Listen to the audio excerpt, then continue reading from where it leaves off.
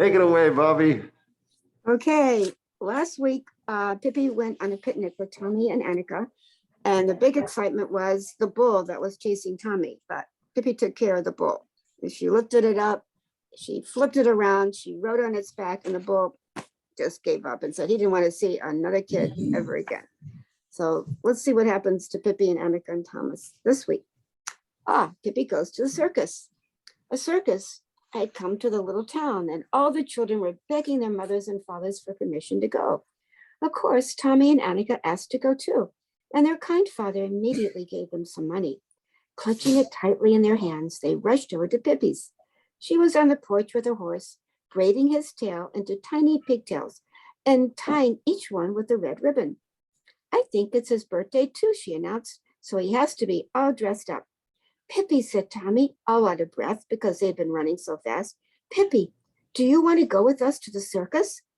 I can go with you most anywhere, answered Pippi, but whether I can go to a circus or not, I don't know because I don't know what a circus is.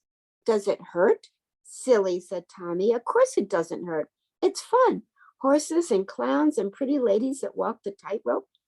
But it costs money, said Annika, opening her small fist to see if the shiny $half and the quarters were still there. Oh, I'm rich as a troll, said Pippi, so I guess I can buy a circus all right. But it'll be crowded here if I have more horses. The clowns and the pretty ladies I could keep in the laundry, but it's harder to know what to do with the horses. Oh, don't be so silly, said Tommy. You don't buy a circus.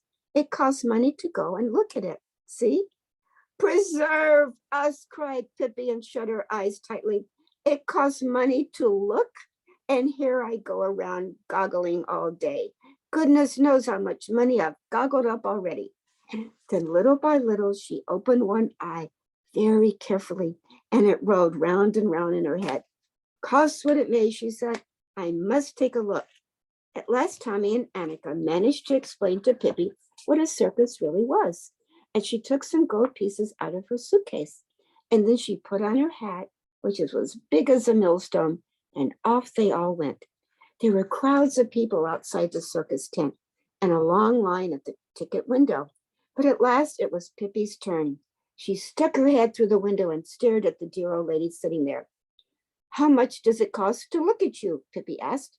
But the old lady was a foreigner who did not understand what Pippi meant and answered in broken Swedish. Little girl, it cost $1.25 in the grandstand and 75 cents on the beaches and 25 cents for a standing room. Now, Tommy interrupted and said that Pippi wanted a 75-cent ticket. Pippi put down a gold piece, and the old lady looked suspiciously at it. She bit it, too, to see if it was genuine. At last, she was convinced it really was a gold piece and gave Pippi her ticket and a great deal of change in silver. What would I do with all those nasty little white ones? Asked Pippi disgustingly. Keep them, and then I can look at you twice in the standing room. As Pippi absolutely refused to accept any change, the lady changed her ticket to one for the grandstand and gave Tommy and Annika grandstand tickets too, without their having to pay a single penny. And that way, Pippi, Tommy, and Annika came to sit on some beautiful red chairs right next to the ring.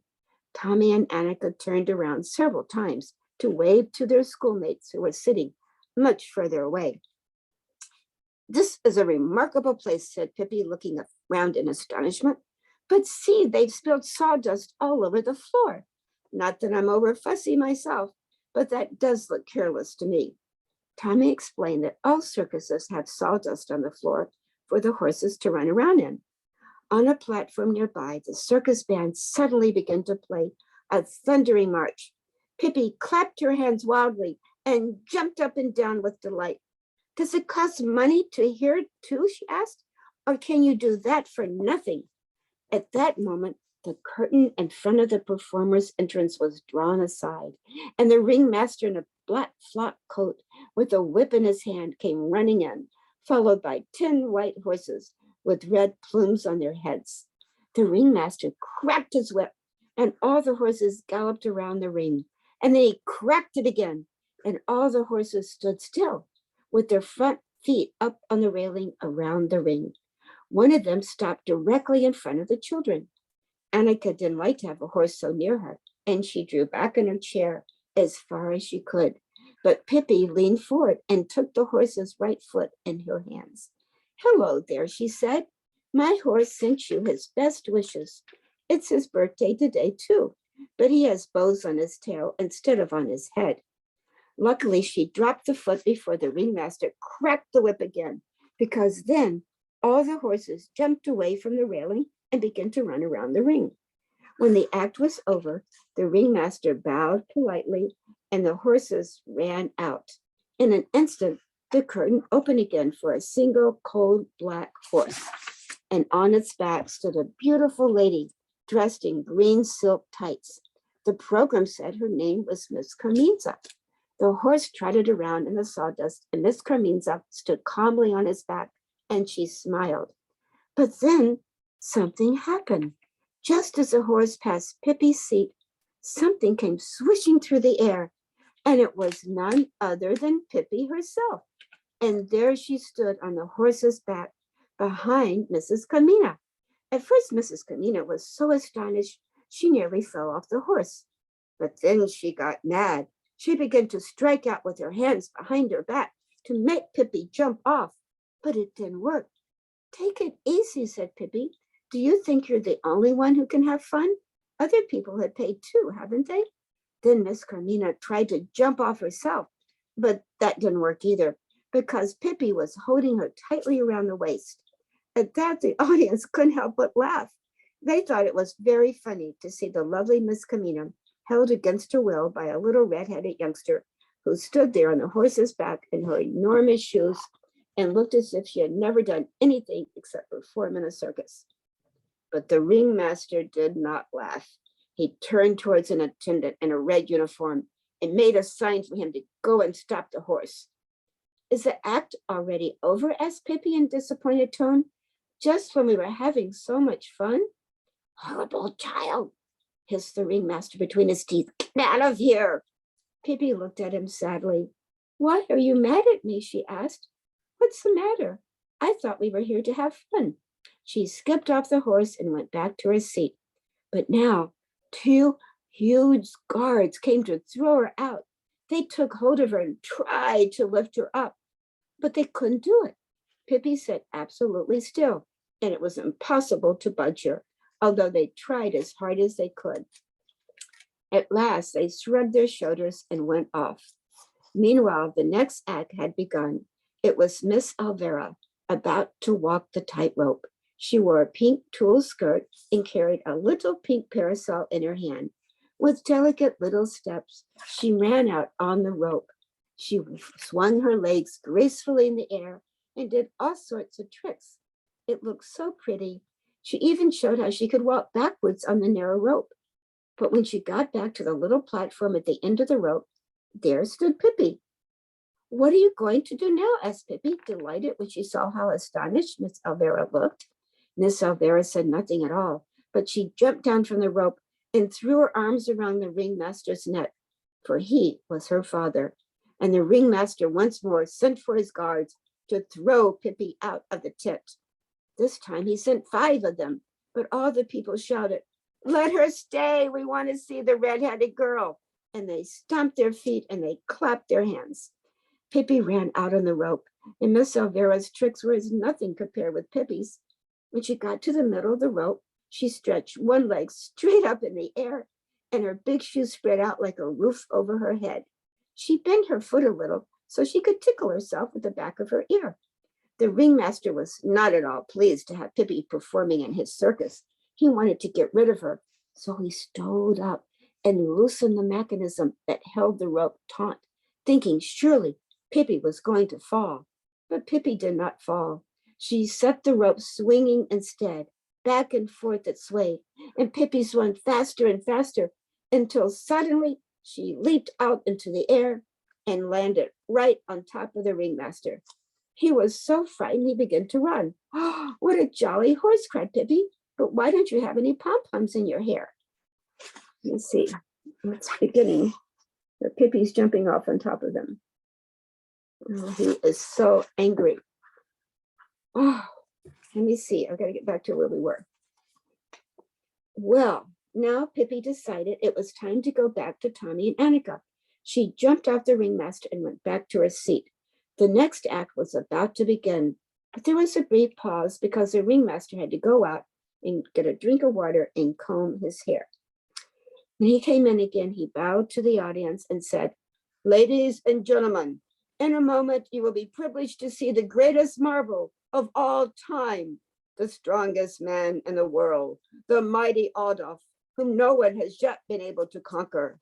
Here he comes, ladies and gentlemen. Allow me to present to you the mighty Adolf." And into the ring stepped a man who looked as big as a giant. He wore flesh-colored tights and had a leopard skin draped around his stomach. He bowed to the audience and he looked very pleased with himself. "Look at these muscles," said the ringmaster, and squeezed mighty Adolf's arm, where the muscles stood out like balls under the skin. "And now, ladies and gentlemen, I have a very special invitation for you. Who will challenge the mighty Adolf in a wrestling match?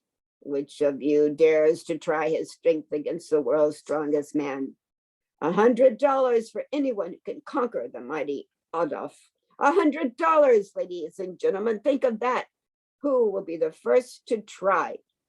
Nobody came forth. "What did he say?" asked Pippi.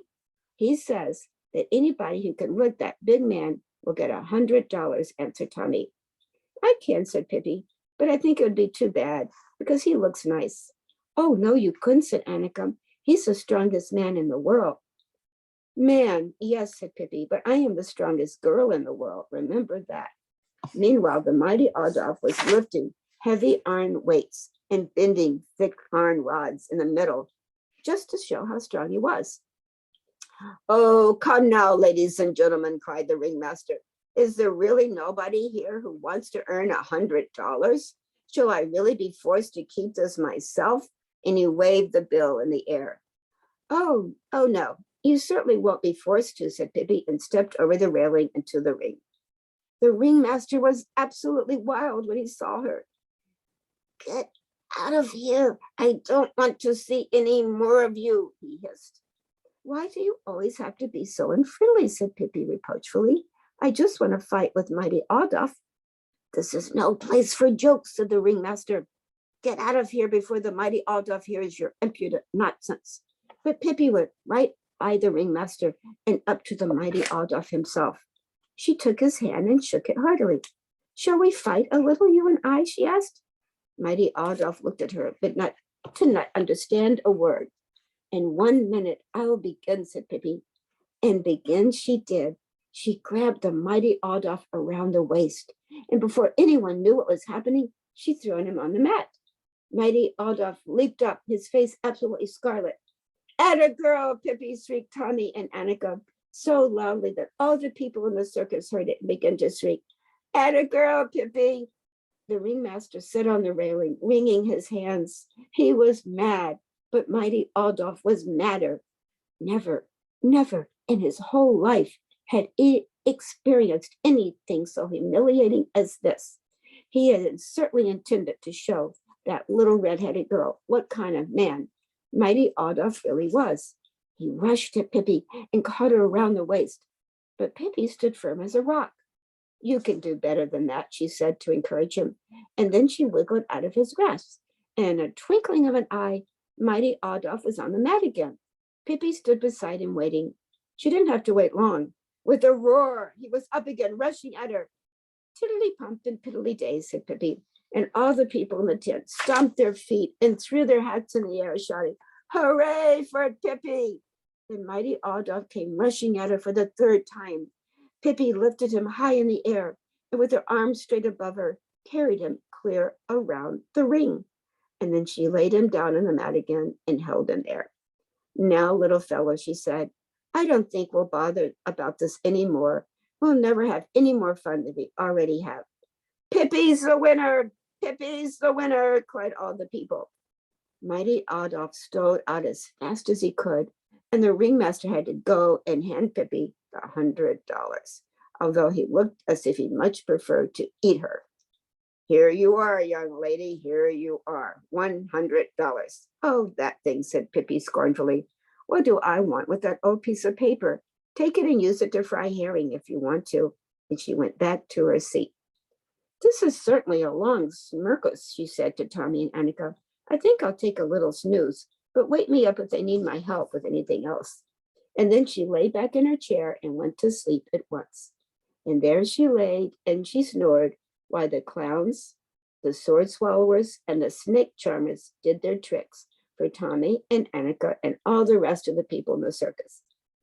Just the same, I think Pippi was the best act of all, whispered Tommy to Annika.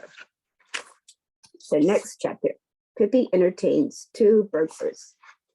After Pippi's performance at the circus, there was not a single person in all the little town who did not know how strong she was. There was even a piece about her in the paper, but the people who lived in other places, of course, didn't know who Pippi was. One dark autumn evening, two tramps came walking down the road past Villa Bacala. They were two bad thieves wandering about the countryside to see what they could steal. They saw that there was a light in the windows of Villa Bacala and decided to go in and ask for a sandwich. That evening, Pippi had poured out all of her gold pieces on the kitchen floor, and she sat there counting them. To be sure, she couldn't count very well, but she did it now and then anyway, just to keep everything in order. 65, 66, 67, 68, 69, 60, 10, 60, 11, 60, 12, 60, 13, 16, 16. Phew, it makes my throat feel like 60. Goodness, there must be some more numbers in the arithmetic. Oh, I remember. 104, 1,000. That certainly is a lot of money, said Pippi. There was a loud knock on the door. Walk in or stay out, whichever you choose, shouted Pippi. I never force anyone against his will. The door opened and the two tramps came in. You can imagine that they opened their eyes when they saw a little red-headed girl sitting all alone on the floor, counting all that money. Are you all alone at the house? They asked craftily. Of course not, said Pippi. Mr. Nelson is at home too. The thieves couldn't very well know that Mr. Nelson was a monkey, sleeping in a little green bed with a doll's quilt around his stomach. They thought the man of the house must be named Mr. Nelson, and they winked at each other. We can come back a little later, is what they meant. But to Pippi, they said, we just came in to ask what your clock is. They were so excited, they'd forgotten all about asking for a sandwich. Great strong men who don't know what a clock is, said Pippi. Where in the world were you brought up? The clock is a little round thingamajig that says tick-tack, tick-tack, and that goes and goes, but never gets to the door. Do you know any more riddles? Out with them if you do, said Pippi encouragingly. The tramps thought Pippi was a little too little to tell time, so without another word, they went out again. I don't demand that you say tack. That's thanks in Swedish, shouted Pippi after them. But you could at least make an effort and say tick. You haven't even as much sense as a clock. But by all means, go in peace. And Pippi went back to counting her gold pieces. No sooner were the tramps outside than they began to rub their hands with delight. Did you see all that money? Heavenly days, said one of them. Yes, once in a while, luck is with us, said the other. All we need to do is wait until the kid and that Nelson fellow go to sleep, and then we'll sneak in and grab the dough. They sat down under an oak tree in the garden. A drizzling rain was falling, and they were very hungry, so they were quite uncomfortable. But the thought of all that money kept their spirits up. From time to time, lights went out in other houses, but in Villa Valcala, they shone on. It so happened that Pippi was learning to dance the schottische, and she didn't want to go to bed until she was sure she could do it. At last, however, the lights went out in the windows of Villa Valcala too. The tramps waited quite a while until they were sure Mr. Nelson would have gone to bed. At last, they kept quietly up to the kitchen door and prepared to open it with their burglar's tools. Meanwhile, one of them, his name, as a matter of fact, was Bloom, just happened to feel the doorknob. The door was not locked. Well, some people are smart, he whispered to his companion. That door is open. So much the better for us, answered his companion, a black-haired man named Thunder Carlson, by those who knew him. Thunder Carlson turned on his pocket flashlight, and they crept into the kitchen. There was no one there, and the next room was Pippi's bed. And there also stood Mr. Nelson's little doll bed. Thunder Carlson opened the door and looked around carefully.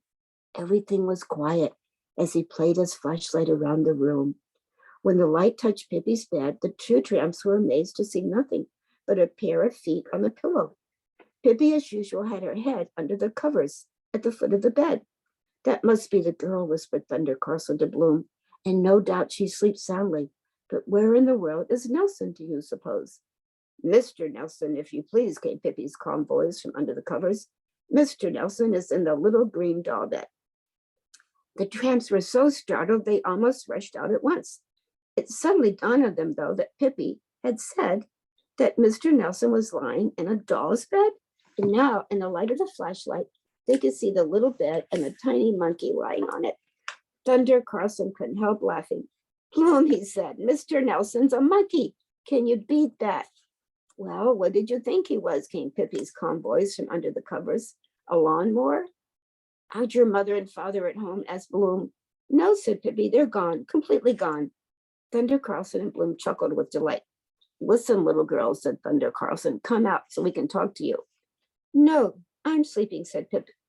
It's more riddles. Do you want those? If so, answer this one. What is it that goes and never gets to the door? Now Bloom went over and pulled the covers off Pippi. Can you dance the Scottish? Asked Pippi, looking him gravely in the eye. I can. You asked too many questions, said Thunder Carlson. Can we ask a few too? Where, for instance, is the money you had on the floor a little while ago? Oh, it's in the suitcase on top of the wardrobe, answered Pippi truthfully. Thunder Carlson and Bloom grinned. I hope you don't mind anything against our taking it, little friend, said Thunder Carlson. Oh, certainly not, said Pippi. Of course I don't. Whereupon Bloom lifted down the suitcase. I hope you don't have anything against mine taking it back, little friend, said Pippi, getting out of bed and stepping over to Bloom. Bloom had no idea how it all happened, but suddenly the suitcase was in Pippi's hand. Here, quit your fooling, said Thunder Carlson angrily. Hand over that suitcase. And he took Pippi firmly by the hand and tried to snatch back the booty. Fooling, fooling, too much fooling, said Pippi, and lifted Thunder Carlson up on the wardrobe. A moment later, she lifted Bloom there too. And then the tramps were really frightened, and they began to see that Pippi was no ordinary girl. However, the suitcase tempted them so much, they forgot to be scared. Come on now, both together, yelled Thunder Carlson, and they jumped down for the wardrobe, and they threw themselves on top of Pippi, who had the suitcase in her hand. Pippi gave each one a little poke with her finger, and they shrunk away into the corner. Before they had a chance to get up again, Pippi had fetched a rope and, quick as a flash, had bound the arms and legs of both burglars. And now they sang a different tune. Please, please, miss, begged Thunder Carlson, forgive us. We were only joking. Don't hurt us. We're just two tramps who came to ask for food. Bloom even began to cry a bit. Pippi put the suitcase neatly back in the wardrobe, and then she turned to her prisoners. Can either of you dance a Scottish? Why, yes, said Thunder Carlson. I guess we both can. Oh, what fun, cried Pippi, clapping her hands. Can we dance a little? I just learned, you know. Well, certainly, by all means, said Thunder Carlson, a bit confused. And there they go. Pippi took some large scissors and cut the ropes that bound her guest. Oh, we don't have any music, she said in a worried voice, and then she had an idea. Can't you blow on a comb, she said to Bloom, and I'll dance with him, and she pointed to Thunder Carlson. Oh, yes, Bloom could blow on a comb all right, and blow he did, so that you could hear it all through the house. Mr. Nelson sat up in bed, wide awake, just in time to see Pippi swirling around with Thunder Carlson. She was dead serious and danced as if her life depended on it. At last, Bloom said he couldn't blow on the comb any longer because it tickled his mouth unmercifully, and Thunder Carlson, who had tramped the roads all day, began to feel tired. Oh, please, just a little longer, begged Pippi, dancing on, and Bloom and Thunder Carlson couldn't do nothing but continue. At 3 a.m, Pippi said, I could keep on dancing until Thursday, but maybe you're tired and hungry. And that's exactly what they were, though they hardly dare say so. Pippi went to the pantry and took out bread and cheese and butter, ham, cold roast, and milk, and they all sat around the kitchen table, Bloom, Thunder Carlson, and Pippi, and ate until they were almost four-cornered. Pippi poured a little milk into her ear. That's good for an earache, she said. Oh, poor thing. Have you got an earache? Asked Bloom. No, said Pippi, but I might get one. Finally, the two tramps got up and thanked Pippi for the food and begged to be allowed to say goodbye.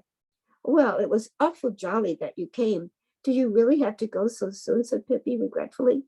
Never have I seen anyone who condenses Scottish the way you do, my sugar pig, she said to Thunder Carlson. And to Bloom, if you keep on practicing on the comb, you won't notice the tickling. As they were going out the door, Pippi came running after them and gave them each a gold piece. These you have honestly earned, she said. And then she went back to bed. And there's Pippi's. Her feet are on the pillow and her head is under the cover. And I don't think she ever saw those two tramps again. Now I'm going to do something very scary for me, for Bobbi, who has, as you know, a hard time pronouncing some words. I'm going to read you a version. Oh, so the light is on. This is, okay, let me move the light of the Little Red Riding Hood story, but it's got a big coyote in it. Okay. Okay, here we go. All right, that's better. So there's going to be some Spanish words in here, which is going to be a little tough for me, but it's going to be fun. Okay. Here's a picture of the coyote, and there's Little Red Riding Hood, and he looks very hungry. Coyote's stomach rumbled as he prowled the desert for something to eat. At the mouth of a small, dry valley, he stopped. His yellow eyes flashed as he spotted a girl in a red hood.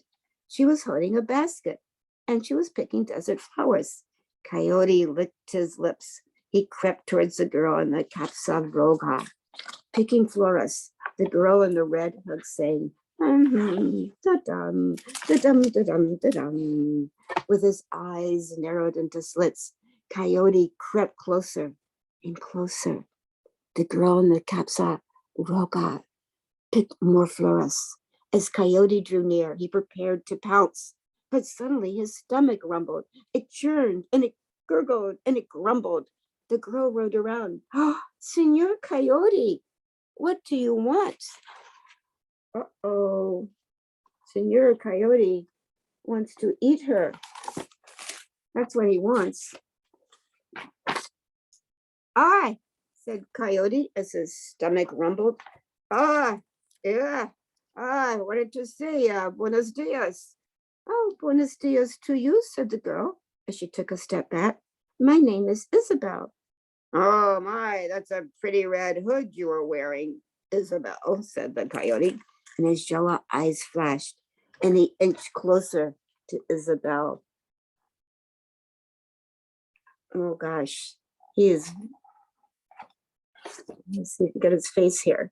There, his yellow eyes are flashing.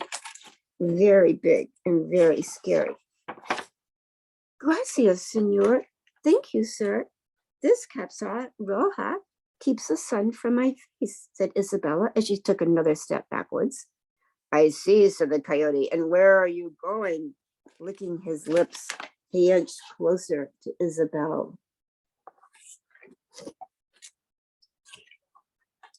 Oh, I'm going to visit my grandmother, said Isabel, taking more steps backwards. Ah, and where does your abuela live? Asked Coyote. Oh, she lives at the end of this row, said Isabel. Look, there is her casa. Isabel pointed to an adobe house at the end of a small desert valley. There it is, Abuela's house. Not so very far away. Coyote's yellow eyes flashed. He looked at the adobe casa and then at Isabel. He thought to himself, this girl in the capsa roja would make a fine lunch. Ah, but if I wait, I may have both her and her abuela for my camera. Coyote sniffed the air and said, what do you have in the basket? Oh, spicy tamales and red chili sauce, said Isabella. Would you like one? And she's offering it to him.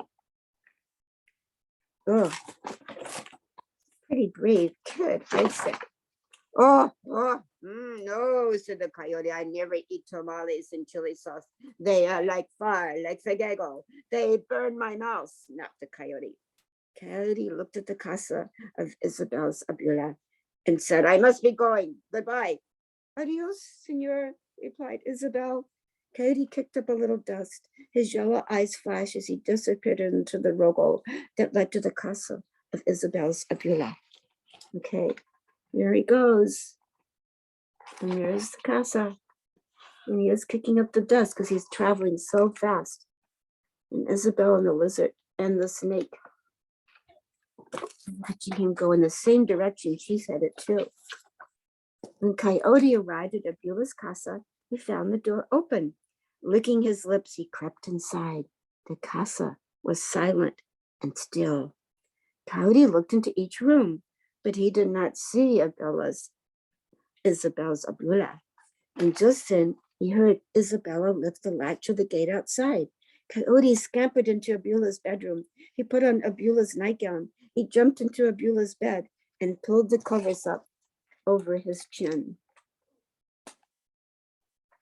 I don't know if he's going to get away with this. When Isabel arrived, she called out, Hola, Abula, are you home? Coyote answered, Sí, come in, Isabel. Isabel stepped into the casa and went straight to Abula's bedroom. Coyote said, I am happy to see you, my dear. Come closer. Isabel approached the bed, and then she stopped and said, Wow, Abula, oh, what big eyes you have. Oh, my ojos are grandes, so I can see you, my dear, said the coyote. Isabella said, Wow, Beulah, what big ears you have. Oh, my ojos are grandes, so I can hear you, Maya, said Coyote. Isabella said, Wow, Beulah, what big arms you have. Oh, my brazos are grande, so I can hug you, Maya, said Coyote. Isabel said, Well, Beulah, what a big mouth you have. Oh, my boca is mucho grande, so I can eat you, Maya, said the coyote. And he sprang out of the bed. His big white teeth open wide, growling a terrible growl. Coyote leaped from the bed. His yellow eyes were flashing as he grabbed Isabella with his powerful brazos. He opened his big boca to swallow her. Isabel trembled as she looked into Coyote's wide mouth. She squirmed to get free, but Coyote's arms were very, very strong. They were mucho fiete. Oh, there he is. He's ready to grab her. Oh, no. Oh, no. Coyote opened his boca even wider. Isabel looked into his cave-like mouth and had a sudden thought. She flung the basket of tamales and the chili sauce into Coyote's boca grande. Coyote bit down and ay, tamales and chili sauce, viejo. My mouth is on fire. My boca is burning. And there she is. And there he is. And a lot of pain. And it shows on this page, actually fire. That's how he's feeling. The fire has gotten to his stomach.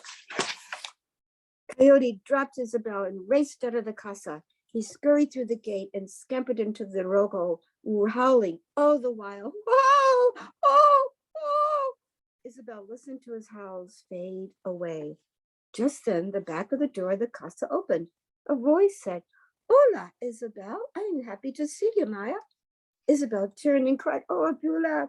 And she ran and she hugged her grandmother. Isabella's Abula said, I was taking a siesta in the backyard. I awoke to a terrible howl. And there they are, safely together.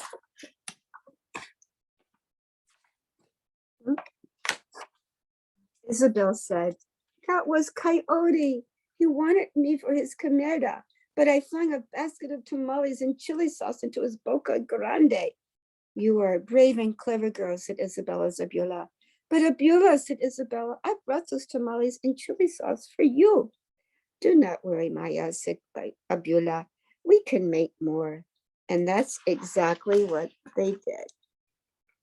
And they had them for their own lunch. The end.